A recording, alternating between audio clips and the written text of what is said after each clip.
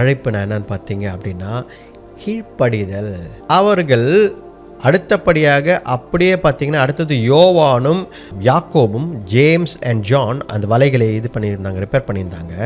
அவருடைய தகப்பனும் அங்கே இருந்தார், அவங்க அப்பா கூட இருந்தாங்க. ஆண்டவர் அவர்களையும் அழைத்தவுடன் இவர்கள் என்ன செய்கிறார்கள், அப்படியே எல்லாவற்றையும் அப்படியே விட்டுறாங்க. தந்தை கிட்ட கொடுத்துட்டு அப்படியே ஆண்டவர் பின்னாடி வந்துடுறாங்க. ஒபீடியன்ஸ் டு த கோர், கீழ்ப்படிதல் எல்லாத்துக்கும் மேலே, சூப்பரான கீழ்ப்படிதல். இப்போ நம்ம இருந்தால் என்ன பண்ணியிருப்போம், அதை அண்டர்ஸ்டாண்ட் பண்ண ட்ரை பண்ணியிருப்போம். ஆண்டவர் அழைத்திருக்கிறாரே, யார் இவர் ஒன்று. ஆண்டவர் அழைத்திருக்கிறாரே, நம்ம பின்னாடி போனால் நம்ம வேலையை யார் பார்க்கறது.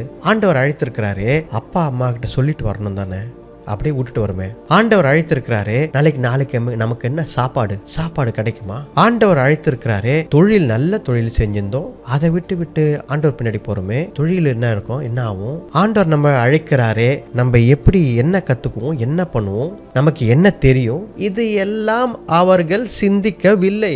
ஆண்டவர் அழைக்கும் பொழுது அவருடைய காலிங் பார்த்தீங்கன்னா ஒபீடியன்ஸ்.